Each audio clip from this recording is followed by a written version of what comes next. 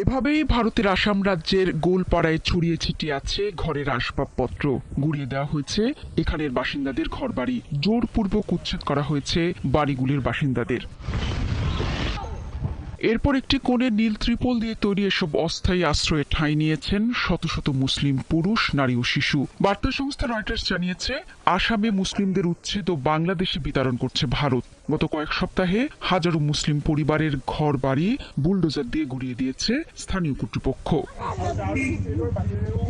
আসামের বাসিন্দা শাহ জামাল হুসেন আক্ষেপ নিয়ে জানালেন, তাদের ঘর বাড়ি ভেঙে দেওয়া হলেও এখন পর্যন্ত সরকারের পক্ষ থেকে কোনো সাহায্য পাননি।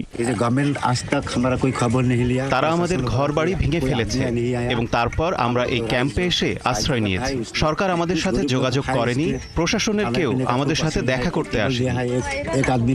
আসামের আরেক বাসিন্দা জাবেদুল ইসলাম জানান, মুসলিম হওয়ার কারণে তাদের উপর এসব অভিযোগ আনা হচ্ছে।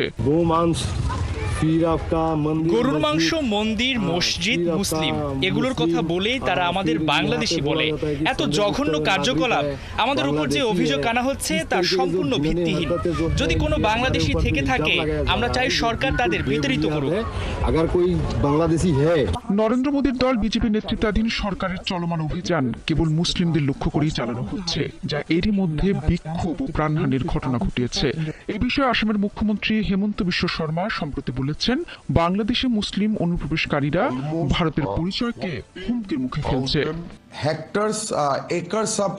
যদিও উচ্ছেদ হওয়া বাসিন্দারা বলছেন, তাদের কাছে নাগরিকত্ব প্রমাণের সব নথি রয়েছে। ওরা বলে আমরা বাংলাদেশি, আমরা কেন বাংলাদেশি হব? আমাদের কাছে সব প্রমাণ আছে, আমাদের কাছে সব পুরনো নথি আছে। ওরা কতগুলো নথি চায়? রাজ্যের সরকারি তথ্য বলছে, মাত্র গত এক মাসেই আসামের 5টি এলাকায় প্রায় ৩,৪০০ মুসলিম পরিবারের ঘরবাড়ি গুড়িয়ে দেওয়া হয়েছে। এর আগে 2016 থেকে 2021 মেয়াদে প্রায় 4,700 পরিবার উচ্ছেদের শিকার হয়। মানবাধিকার কর্মীরা বলছেন, তারা আর্থিকভাবে এতটাই দুর্বল যে আইনি লড়াই চালিয়ে যেতে পারেন না।